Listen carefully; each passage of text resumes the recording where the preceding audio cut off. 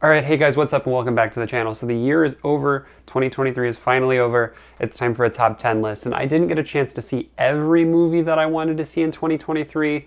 I know like Past Lives, Zone of Interest, and Anatomy of a Fall are three of the big ones that I missed. But I did see, I think, about 58. I'm going to give you my top 10 here. But before we get into that, I do want to give some honorable mentions. Obviously, not everything can make the top 10. I think they're still worth pointing out. Across the Spiderverse is a movie that I really, really liked a lot. And then Oppenheimer is another one that I liked. I really liked the performances, the cinematography, just like the theatrical experience. And then there's also David Fincher's newest film, The Killer, and I really liked that one too. Obviously, it's an honorable mention. And one of the biggest reasons I wanted to talk about these honorable mentions is because of Elemental. I think this is one of the most underrated movies of this year. I think the problem was the marketing made it seem like kind of an Inside Out knockoff, just with elements instead of emotions. But this really has almost nothing to do with any of that. And even though the way they work the elements in is just so much different than Inside Out. And it's just this really personal, like second generation immigrant story. And lastly, in terms of the honorable mentions, is May December. It's another dark comedy, but it's also just this like, I didn't think it was as funny haha as I did like just this like entrancing like I can't look away kind of movie. Okay guys, it's time. Let's kick off this top 10 with number 10. My number 10 movie out of the year was Mission Impossible Dead Reckoning Part 1. And so here's what I'm going to say about Dead Reckoning Part 1. I really, really, really liked it. But I do think that it was maybe the first Mission Impossible movie since 5 that kind of just met the expectation level instead of exceeding it. And for that reason, I think these are normally in like my top 5. I think some of them have been like 3 or 4. And for that reason, it's going to fall to 10. But I do also think that part of the reason that it only met those expectations instead of exceeding them is because the expectations are just so high at this point with the level of really like everything, the level of intensity and stunts and just overall like world building that they've done. They've just built that up so much that it's hard to go any higher than that. But I'm still really excited for part 2. I thought they had some incredible stunts in this one. Obviously the driving the motorcycle off of the cliff, the train scene, just some of the best scenes in the franchise, but I don't think that it lived up to the heights of, the previous 2. And number 9 is Killers of the Flower Moon. And if you didn't see this in IMAX, you really missed out because this was just one of the best theatrical experiences of the year. And it's just this like really interesting look at this, real life story that was really happening. And it's just the performances are incredible. The direction is incredible. It's this like, it seems like something that could be such a boring film, especially being at, I think, 3 or over 3 hours long. But it's not somehow. It's actually like, you just like, I wouldn't say that it's exciting, but it's just something that like you keep watching and you just have to know what happens next. And I do think that the ending itself is maybe the tiniest bit abrupt and like a weird kind of tonal and stylistic change, and that caught me off guard a little bit. But I didn't hate that. It seemed strange. But I think honestly, if the ending were like a little bit more in line with the rest of the film, this might even be higher on my list. And number 8, Beau Is Afraid. This is something that I think people are either going to love it or they're going to hate it. But for me, I kind of loved it, and it's just this really like. It's this look at this guy, Beau, who just like has all of this like anxiety and fear, and it's like him kind of being forced out into the world and just kind of like, it's like his journey doing what he needs to do essentially. I don't really want to give too much away, and there's not really too much of like a clear path line there.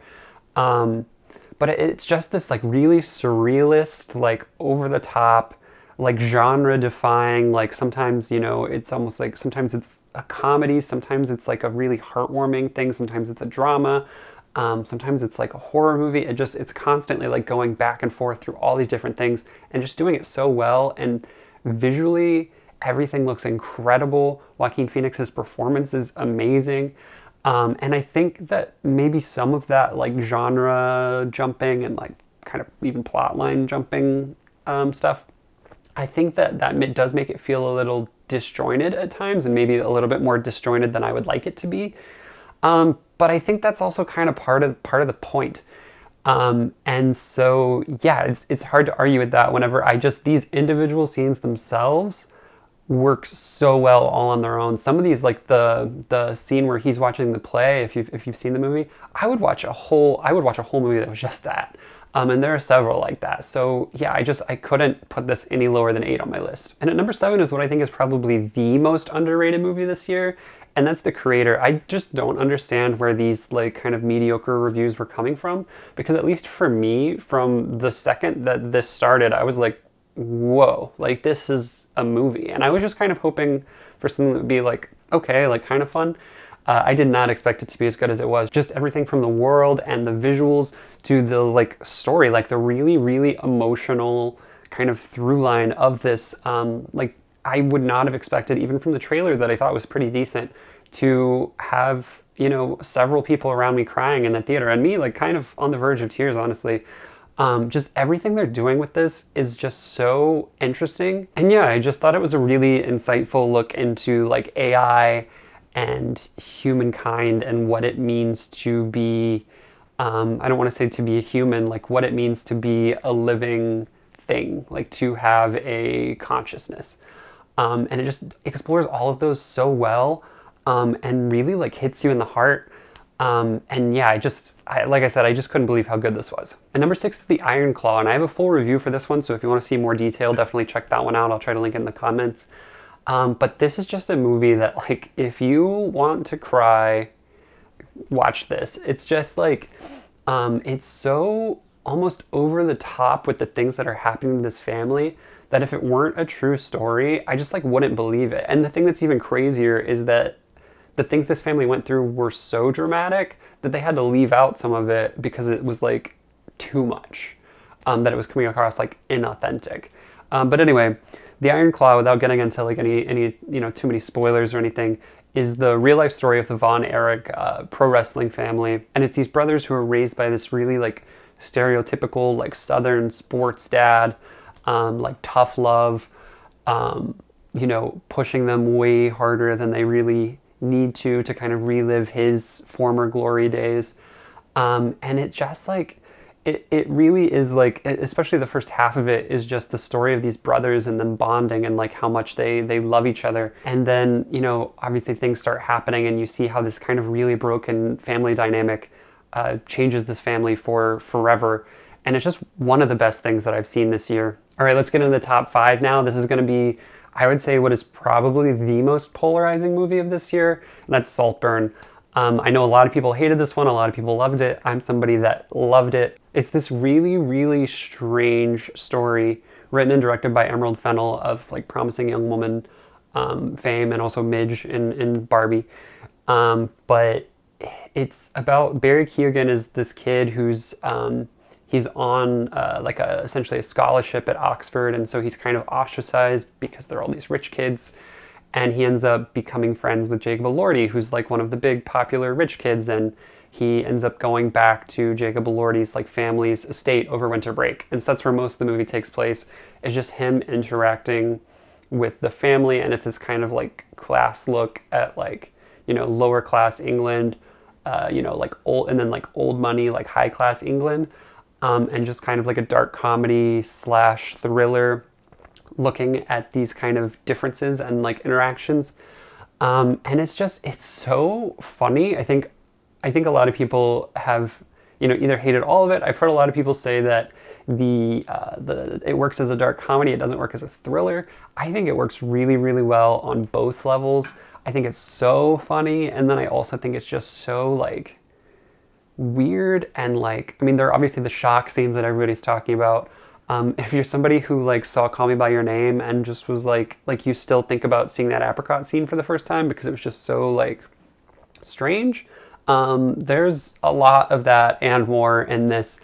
And yeah, it's just something that like, it starts and you can't look away from it. But it's also something that, you know, I stood up in my seat from the theater afterwards and I just saw everybody looking around each other, and I saw a lot of people automatically saying like, what was that? I hated it. And I just couldn't agree less. I thought it was incredible. Top 5 movie this year. Number 4 is Poor Things. This is one of the bigger surprises for me this year, probably not for everyone else. I'm just not a big fan of Yorgos Lanthimos. I haven't loved a lot of his other things that I've seen. So I wasn't super excited for this one, but I did want to see it just because I don't like feeling left out. But this was incredible, like a super moving, super funny look at like what it means to be a woman and like discovering womanhood essentially. And it stars Emma Stone in what I think is probably her best performance, as this kind of like reverse Frankenstein, kind of like, think of it like a gender swapped Frankenstein situation where like Willem Dafoe has created this like being kind of almost out of nothing. I don't want to get into too much of all of that, but and so it's like an infant essentially in a grown woman's body, and it's just her discovering the world as she ages, and she's aging pretty rapidly. Or I guess I should rather say her mental capacity is kind of catching up to itself very quickly. Where she's, the movie starts and she's an infant, and I think over the course of only a few months, maybe a year that this movie takes place, she's like, she goes straight up from like can't speak like language yet to like full like fluent essentially at the end. And honestly, that's just like one of the many things that I think makes this film like incredible on just a technical level even, is just keeping track of all of those like language shifts and physical shifts as well, as terms of like her posture and her movement. It's just like there's just so much going into it, on top of the like incredible visual style. Like the very first shot of this movie, I was just immediately sold on it, even going in kind of skeptical, like I said. And yeah, it just takes you on this like journey of self-discovery and like womanhood and like discovering who you are from like a variety of standpoints, that I've never seen anything like this. And I would love to see 1,000 more things like this. I could not believe how much I loved this movie. And at number 3 is honestly another pretty big surprise for me. That's Godzilla Minus One. I'm somebody that I don't love Godzilla. I've seen some of the Godzilla movies, especially the more recent ones from the last 10 years or so. But I don't really know much about Godzilla or the Godzilla lore. And so when I saw that, Toho had a new Godzilla movie coming out, I initially didn't really plan to see it, but the reviews were just so overwhelmingly positive that I felt like I had no choice but to go check it out. And this was amazing. And I think what makes it stand out is that it's not a Godzilla movie. And like it is, Godzilla's in it quite a bit, but he's not in it that much. And I mean that in a positive way. Because what really makes this work is like the human story underneath it all, and these like characters and themes that they're exploring.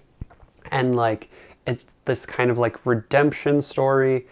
And all of that is going on with or without Godzilla. And it's just kind of Godzilla that happens to be pushing some of these things forward, especially towards the end.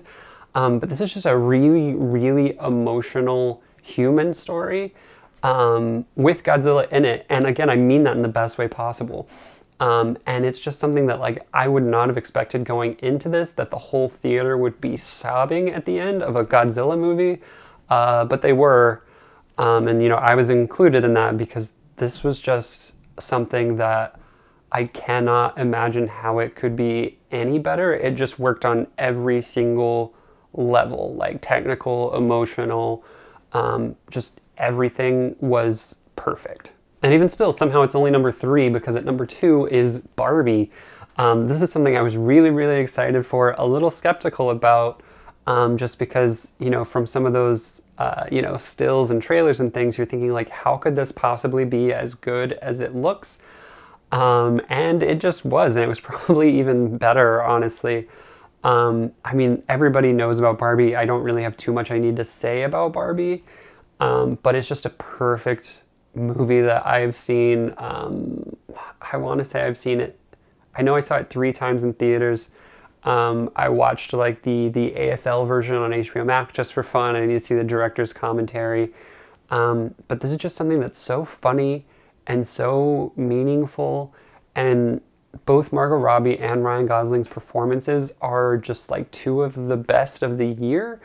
And I wish that, I know obviously they're going to be probably nominated for, a lot of the award shows this season, but I don't think they're going to get that much serious consideration as a winner, because this is a comedy and these award shows don't typically want to honestly like acknowledge the kind of craft that goes into some comedies during award season. And I think that's just a shame because there's so much here from not just performances, but directing and honestly like set design, costume design, songs. There's just so much to this. It's a super like maximalist production, which is hard to pull off where you have so many things going on and every single one of them is amazing. But Barbie was somehow able to do it. And for a long time, I thought it would be my number one on this list. For, you know, ever since it came out, it was my number one. Nothing was getting particularly close. And then towards the end of the year, finally something beat it. And that's The Holdovers. The Holdovers is everything that you could possibly want in a movie. It's heartwarming, it's heartbreaking, it's funny.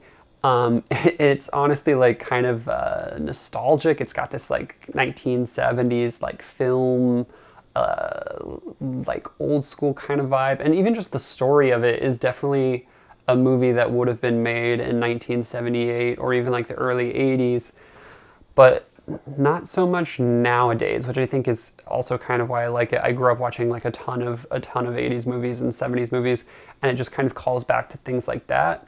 But it really leans on the two performances by Paul Giamatti and also the guy who plays the kid whose name I've forgotten off the top of my head. Dominic Sessa. Sorry, I didn't want to go any further in this video without acknowledging him, but those two performances, it really just, the whole thing hinges on their chemistry and their dynamic, and there's just so much there with this kind of like teenage boy who feels abandoned and left alone at this place he doesn't want to be. And this teacher who honestly feels a lot of the same thing, just, 30, 40 years older. And so, yeah, it's just this teacher and the student who are stuck at this boarding school over holiday break because the kid doesn't have anywhere to be. The teacher's kind of stuck being the guardian. And it's just going into everything that these two people, as well as some other characters played by like Divine Joy Randolph and others, like what they're going through and how they're able to bond over these things and go from honestly just like openly hating each other to almost like a father-son dynamic. And it just like, it makes you feel good, it makes you feel sad, it makes you laugh. And I just like did not want this movie to end. And I thought it ended perfectly. I was really, really happy with it, but it's just one of those things where you're just like sitting there and you want to keep feeling everything this movie is giving to you.